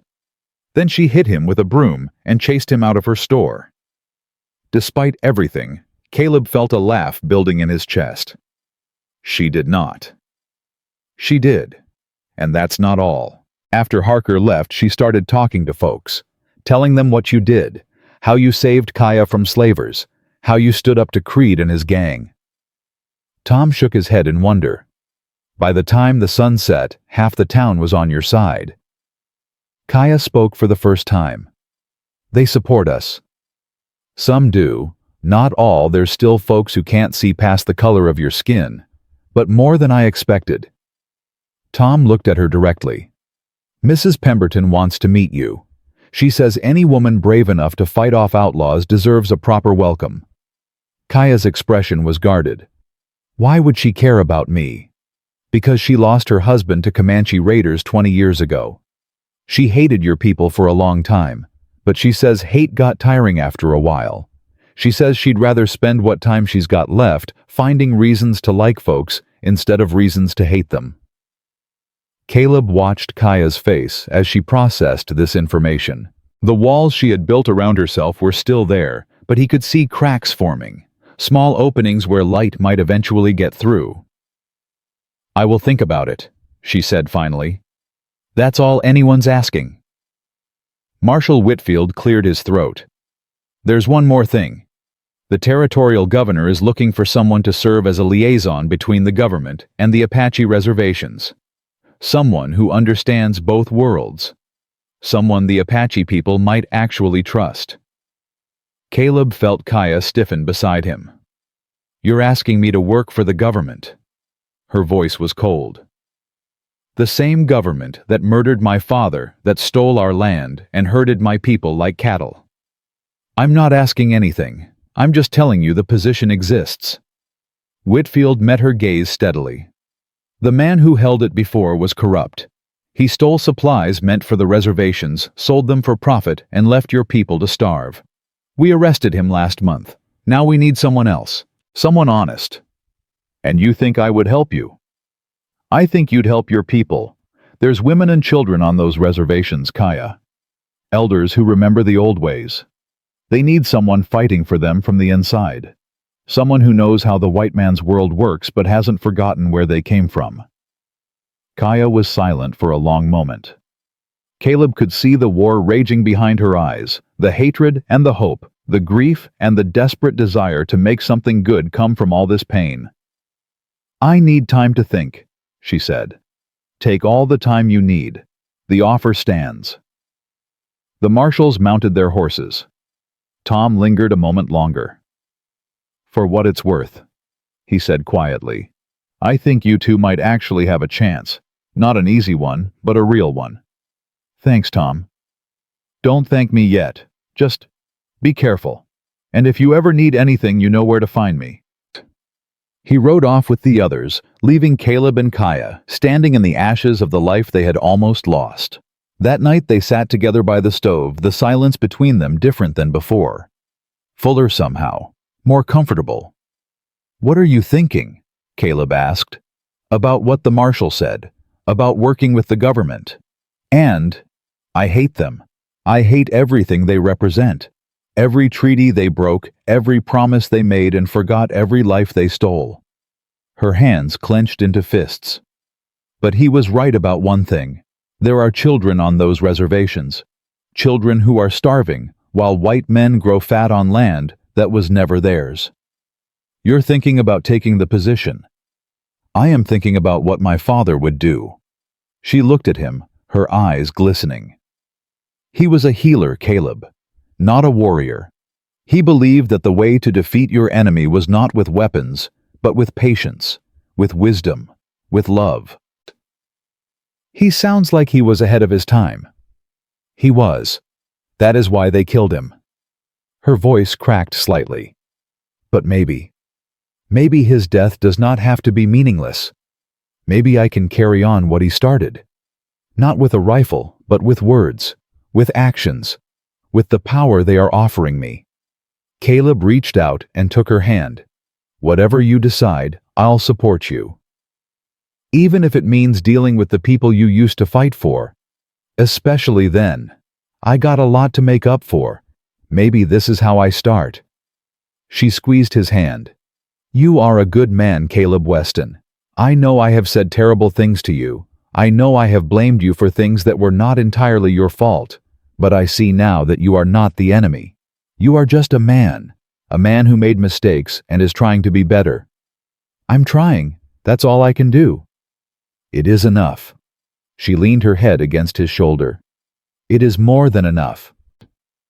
They sat there as the fire crackled and the night deepened around them.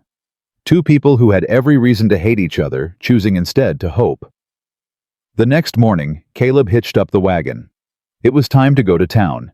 Kaya stood on the porch, her expression unreadable. You don't have to come, he said. I can handle the supplies myself. I am not hiding, not anymore. It might not be easy. Folks might say things.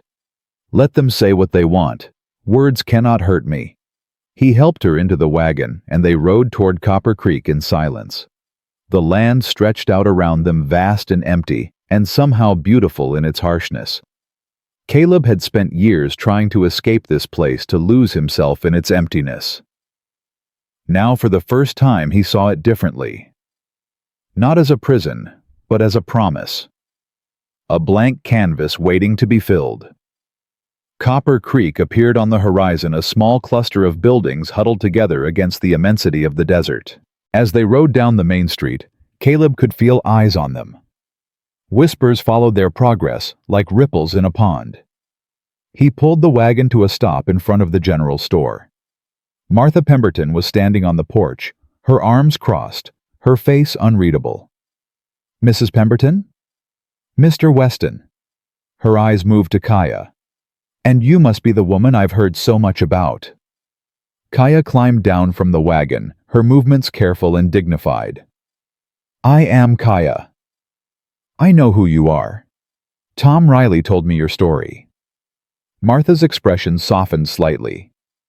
He also told me you fight like a wildcat and shoot better than most men. That true? I do what is necessary. Humph. The older woman studied her for a long moment. Then slowly, she extended her hand. Welcome to Copper Creek, Kaya. Any enemy of William Harker is a friend of mine. Kaya hesitated. Then she reached out and shook Martha's hand. Thank you. Don't thank me yet. This town's got more than its share of fools and bigots. You'll meet plenty of them before you're through. But you'll also meet some decent folks. Folks who judge a person by their actions, not the color of their skin. I have not met many such people. Then it's high time you did. Martha gestured toward the store. Come inside. I've got coffee on, and I want to hear the whole story. Not the version Harker's people are spreading, the real one. They spent an hour in Martha's parlor drinking coffee and talking. Caleb was surprised by how easily Kaya opened up to the older woman. Perhaps it was because Martha reminded her of her grandmother, tough as leather on the outside, but with a core of warmth that couldn't be hidden. When they finally left, Kaya was carrying a basket of fresh bread and a small bundle of fabric. What's that? Caleb asked. Mrs. Pemberton said I needed a proper dress if I was going to be dealing with government officials. She is going to teach me to sew. You're taking the position. Kaya was quiet for a moment, looking out at the town around them. I am considering it. But first I need to do something else. What? I need to visit my father's grave, say goodbye properly, ask for his blessing. Caleb nodded slowly. I'll take you there, whenever you're ready. Tomorrow. I want to go tomorrow. Then we'll go tomorrow." They finished their shopping and loaded the wagon. As they prepared to leave, a man stepped out of the saloon and blocked their path. Big, red-faced, with the look of someone who'd been drinking since sunrise. "Well, well, if it ain't the Indian lover and his squaw." Caleb's hand moved toward his pistol, but Kaya stepped forward before he could react. "My name is Kaya, not squaw. If you wish to address me, you will use my name." The man laughed. "Listen to her, uppity little—" "I would not finish that sentence if I were you." Her voice was calm, almost pleasant, but there was something in her eyes that made the man take a step back. "You threatening me?" "I am making an observation. The last men who tried to hurt me are buried in shallow graves behind Mr. Weston's cabin. I do not think you want to join them." The man's face went pale. He looked at Caleb, then back at Kaya, then at the crowd that had gathered to watch. "This ain't over," he muttered. "Yes, it is. Now step aside. We have business elsewhere." For a long moment, the man didn't move. Then slowly, he stepped out of the way. Kaya walked past him without a backward glance, climbing into the wagon with the same dignity she had shown all morning. Caleb followed, his heart swelling with something that felt suspiciously like pride. As they rode out of town, he glanced at her. That was impressive. That was necessary. Men like him only understand strength. Show them weakness, and they will never stop coming. "You're not wrong." "I know." She paused. "But I also know that not everyone in that town is like him. Mrs. Pemberton is different. Deputy Riley is different. Perhaps there are others." "There are. You just have to find them." She was quiet for a while, watching the land scroll past. "Caleb." "Yeah." "Do you think we can build something here? Something real?" "I think we already have. It just needs time to grow." "How much time?"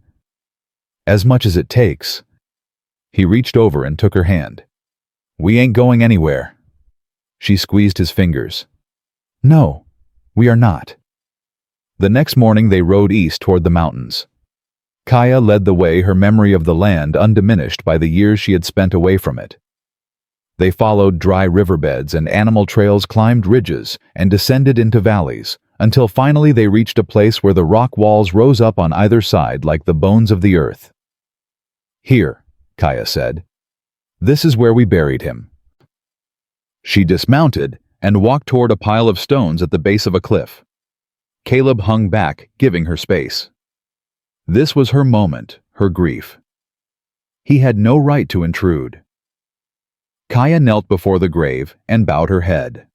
For a long time she did not move or speak. Then slowly, words began to fall from her lips. Apache words, soft and rhythmic, like the wind through the canyon. Caleb couldn't understand them, but he understood their meaning. She was saying goodbye. She was asking for forgiveness. She was telling her father about everything that had happened since his death, the years of running, the hatred and grief, and finally, impossibly, the hope that had begun to grow in her heart. When she finished, she placed her hand on the stones and closed her eyes. "He is at peace," she said. "I can feel it." "What did you tell him?" "I told him about you, about what you did, about what we have become to each other." "What did he say?"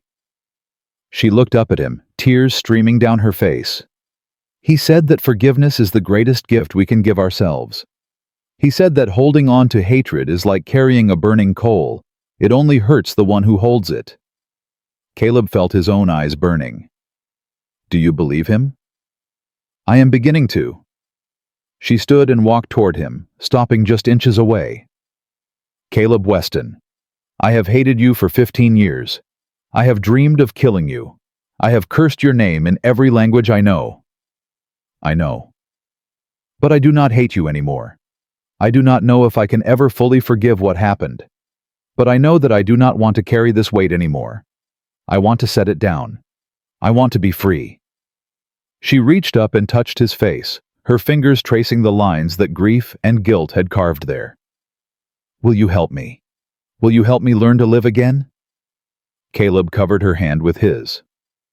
I'll try. That's all I can promise. It is enough. She leaned forward and kissed him. It was soft at first, tentative, like two people learning a new language. But then it deepened, became something more. Something that spoke of all the things they couldn't say with words. When they finally pulled apart, the sun was beginning to set, painting the canyon walls in shades of gold and red. We should head back, Caleb said. Long ride in the dark. Yes. She took his hand. Let us go home. Home. The word had never sounded so beautiful. They rode back through the gathering dusk, the stars emerging one by one above them. Somewhere in the distance, a coyote howled, and this time Kaya smiled. What? Caleb asked. My grandmother used to say that coyotes are tricksters. They appear when the world is about to change. You believe that. I believe the world is always changing. The question is whether we change with it or get left behind. Caleb looked at the woman beside him, the woman who had tried to kill him, who had saved his life, who had somehow become the most important person in his world. I reckon I'm ready for a change. Kaya smiled. So am I. And as they rode toward the cabin that had become their home, both of them knew that whatever challenges lay ahead, they would face them together. 6 months passed, and the land remembered how to bloom. Caleb stood on the porch of the rebuilt barn, watching the sunrise paint the valley in shades of pink and gold. Behind him, the sound of Kaya singing drifted through the open cabin door. An old Apache song, one she had taught him the words to, but he could never quite pronounce correctly. Everything was different now. The scorched earth had given way to new grass. The corral held 3 horses instead of 1. And the silence that had haunted this place for so long had been replaced by something he had almost forgotten existed. Life. You are brooding again. Kaya appeared beside him, a cup of coffee in each hand. She wore the dress Martha Pemberton had helped her make, blue cotton, that brought out the warmth in her dark eyes. I ain't brooding, I'm thinking. With you, it is often the same thing. He took the coffee and smiled despite himself. 6 months of living with this woman, and she still surprised him every day. Her sharp wit, her unexpected tenderness, the way she could read his moods better than he could read them himself. What are you thinking about? She asked. About how different everything looks. How different everything feels. Different good or different bad? Good. Definitely good. She leaned against the porch railing, her shoulder touching his. I received a letter yesterday from the territorial governor. Caleb felt a flutter of anxiety. Kaya had been working as the liaison for 3 months now, traveling to the reservations, documenting conditions, fighting for better supplies and treatment. It was hard work, dangerous work, and it took her away from him more often than he liked. What did it say? They want to expand the program. More liaisons, more oversight. They are asking me to help train the new people. That's good, isn't it? It is. She paused. But it would mean more traveling, more time away. Caleb set down his coffee and turned to face her. Kaya, you're doing important work. Your people need you. I ain't gonna stand in the way of that. I know, but I need you too. She looked up at him, vulnerability flickering in her eyes. I did not expect that. When I first came here, I thought I would stay only until I was healed. Then, I thought I would stay until I decided whether to kill you. Then I thought I would stay until I found somewhere better to go. And now I cannot imagine being anywhere else. This place, it has become my home. You have become my home. The words hit Caleb like a wave, washing away the last of the walls he had built around his heart. I love you, he said. The words came out rough, unpracticed. He had not said them to anyone since Sarah. Kaya's eyes widened slightly. Then she smiled, that rare, full smile that transformed her whole face. I know. You know. You are not as mysterious as you think, Caleb Weston. I have seen how you look at me, how you worry when I am away, how you try to cook my favorite foods even though you burn everything." He laughed a real laugh that felt foreign in his throat. "I'm that obvious." "You are." She reached up and touched his face. "And I love you too. I did not think I would ever say those words to a white man. I did not think I could. But here we are. Here we are." They stood together watching the sun climb higher. In the distance, a hawk circled lazily riding the thermals. "There is something else in the letter," Kaya said quietly. "What?" "The governor wants to hold a ceremony, to officially recognize our work, to show that the territory is committed to treating the Apache people fairly." That sounds like politics. It is politics, but it is also an opportunity. She turned to face him fully. "He wants you to be there, beside me, as my husband." Caleb's heart stopped. "Husband, if you will have me." The world seemed to tilt on its axis. Caleb had never thought about marriage again. After Sarah, he had assumed that part of his life was over. But standing here looking at this woman who had somehow saved him from himself, he realized that he wanted nothing more. "Are you sure?" he asked. "Marriage to me won't be easy. People will talk. They'll say terrible things. People already say terrible things. I do not care about their words. I care about actions." She took his hands in hers. "Your actions have shown me who you truly are. Not the man who killed my father. Not the soldier who followed bad orders. But the man who saved my life. The man who stood beside me against enemies. The man who taught me that forgiveness is possible. I don't deserve you. Perhaps not. But I choose you anyway." Her grip tightened. "So I ask again, Caleb Weston, will you marry me?" There was only one answer. There had only ever been one answer. Yes. She kissed him then deep and long, and when they finally pulled apart, both of them were crying. The wedding took place 3 weeks later on a cool spring morning with wildflowers blooming across the valley. Tom Riley stood as witness, along with Martha Pemberton and a handful of others from town who had come to accept the unlikely couple. The ceremony itself was simple. A preacher from Copper Creek said the words, his voice steady, despite the nervous glances he kept throwing at the mixed crowd. Kaya wore a white dress that Martha had spent weeks making with Apache beadwork sewn into the collar and cuffs. Caleb wore his best suit, the one he had worn to Sarah's funeral, cleaned and pressed for this new beginning. When the preacher asked if anyone objected, the silence stretched long enough to make Caleb's hand drift toward his hip where his gun would have been. But no objection came. The moment passed. "I now pronounce you man and wife." The words felt like a door opening, like stepping out of darkness into light. Caleb kissed his bride and the small crowd cheered. Tom Riley was grinning like a fool. Martha Pemberton was crying into a handkerchief. And somewhere in the distance, a coyote howled. "Trickster," Kaya murmured against his lips. "What?" "Nothing. Just remembering something my grandmother used to say." They celebrated with a feast at the cabin. Food and laughter and music that lasted until the stars came out. At some point, Caleb found himself standing apart from the others, watching Kaya move through the crowd with easy grace. "She's something special." He turned. Tom Riley stood beside him, a glass of whiskey in his hand. "Yeah, she is. You know, when I first heard about what you did saving an Apache woman, taking her in, I thought you'd lost your mind. Maybe I had. Maybe. But sometimes losing your mind is the sanest thing a man can do." Tom raised his glass.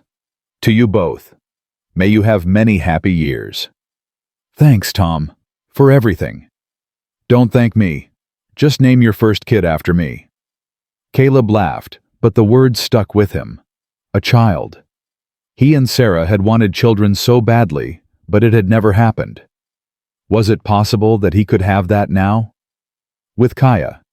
He watched her move through the firelight, laughing at something Martha said, and felt a hope he had not allowed himself to feel in years.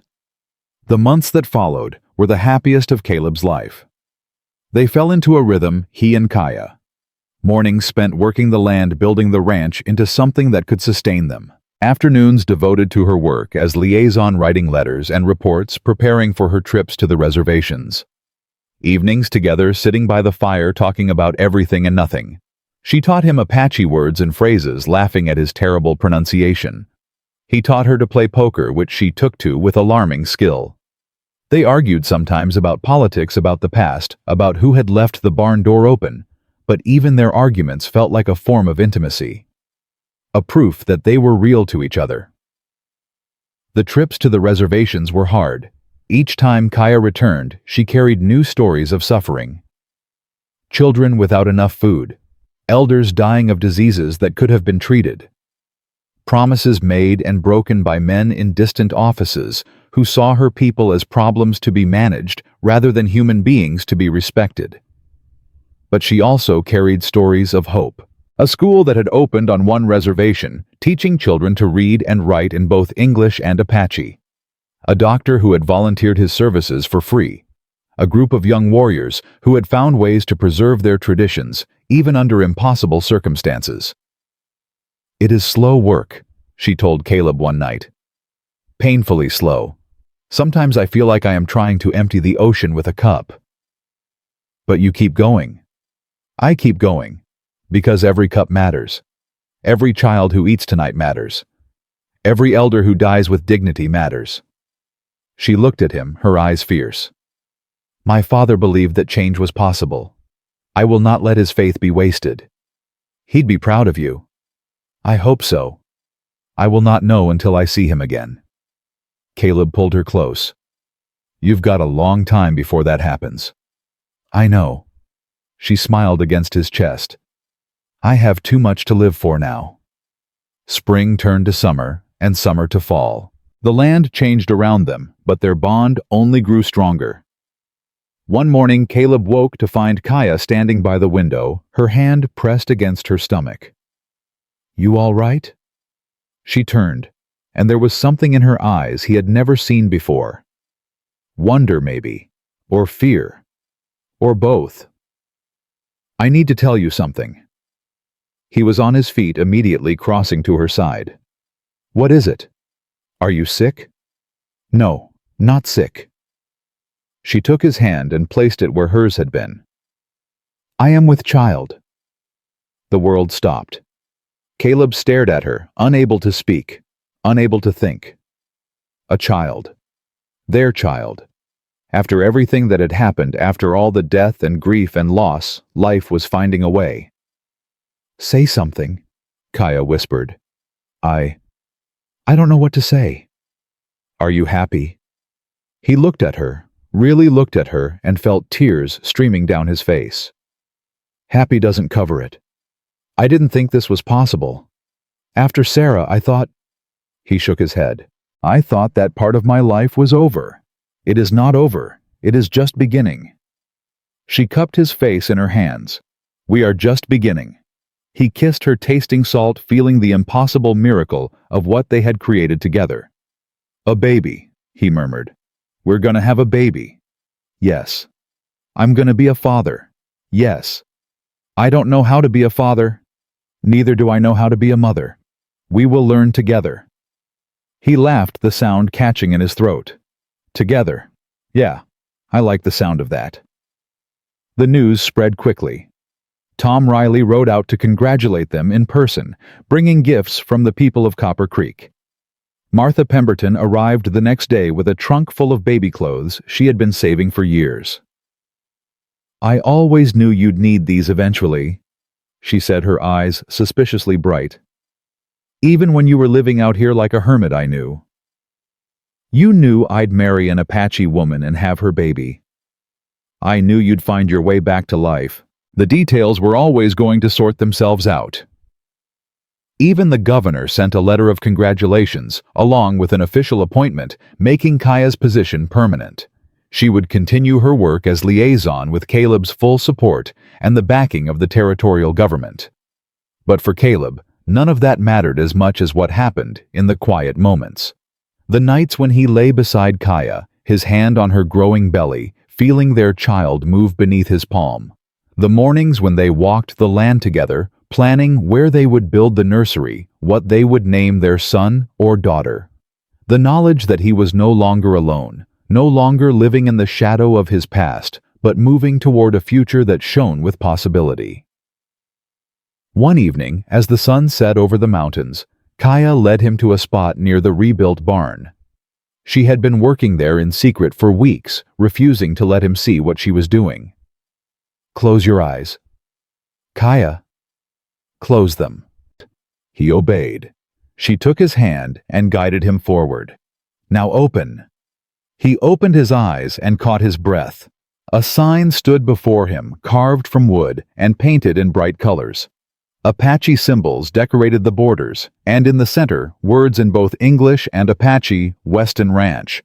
Water for the thirsty, home for the lost. "I remember what you said," Kaya told him, "about wanting this place to be more than just a ranch, about wanting it to mean something. You did this. With help. Mrs. Pemberton provided the paint. Deputy Riley helped with the carving. But the words are mine."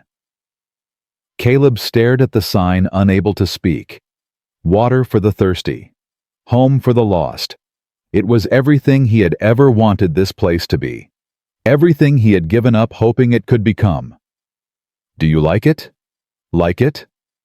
He turned to her, pulling her into his arms. "I love it. I love you." She held him tight, her belly pressing against him, their child safe between them. "We built this together," she said. "Everything that matters, we built together. And we're just getting started." "Yes." She looked up at him, her eyes shining with tears and joy and fierce determination. "We are just getting started." The baby came on a cold winter morning, with snow falling soft and silent outside the cabin window. Martha Pemberton served as midwife, her steady hands guiding the child into the world. Caleb waited on the porch, pacing like a caged animal, until he heard the cry. A baby's cry. His baby's cry. He burst through the door, and there they were. Kaya, exhausted but radiant, holding a small bundle wrapped in blankets. Their child. Their miracle. "A daughter," Kaya said, her voice thick with emotion. "We have a daughter." Caleb crossed to the bed, his legs unsteady. He looked at the tiny face, the dark eyes, the perfect little fingers. And he felt something inside him shift and lock into place. Something that had been broken for 15 years, finally healed. "She's beautiful. She has your chin." "Poor kid." Kaya laughed, a sound that filled the room with warmth. "What shall we name her?" Caleb thought about it. He thought about his past, about the lives he had taken and the lives he had failed to save. He thought about Sarah, who had taught him how to love. He thought about Kaya's father, who had taught her how to hope. "What was your father's wife's name, your mother?"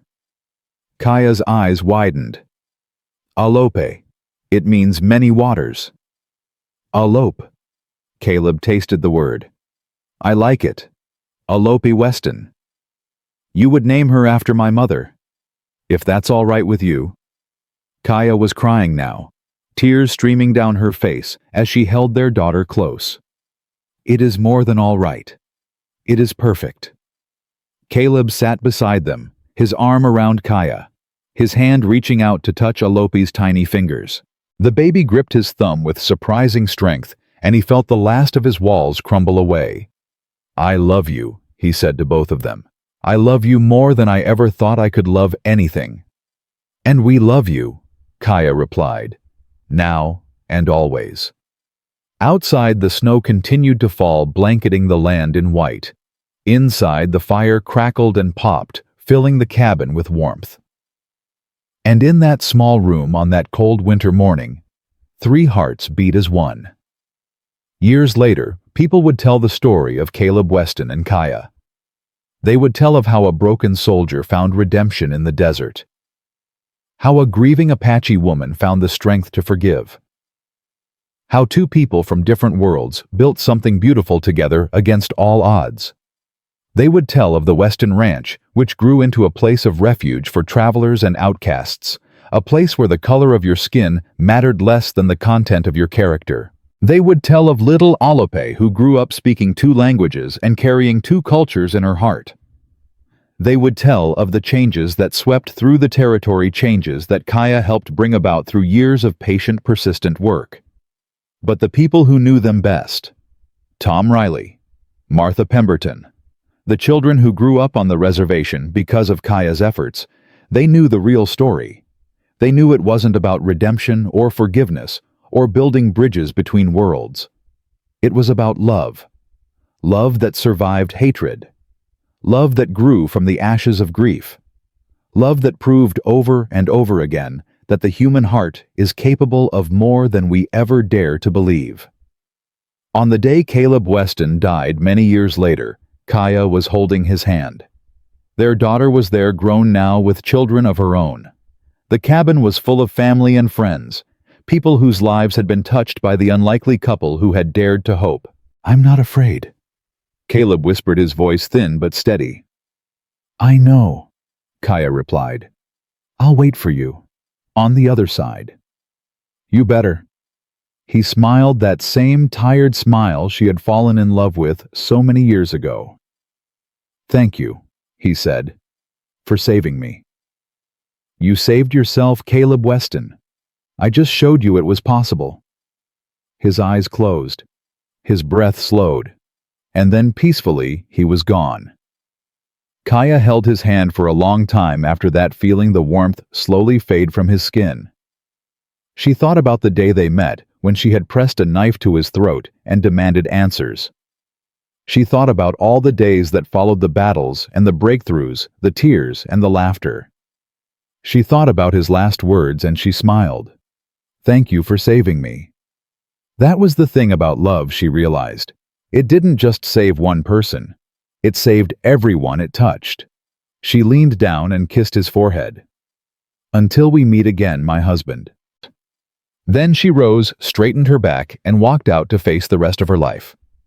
There was still work to do. There was always work to do. But she would do it with his memory beside her, guiding her steps, reminding her that even the darkest night gives way to dawn. And in the end, that was the truth that Caleb Weston and Kaya had discovered together in that lonely cabin on the edge of the desert. That love is stronger than hate, that forgiveness is possible, that home is not a place but a person, and that sometimes the greatest journey we ever take is the one that leads us back to ourselves.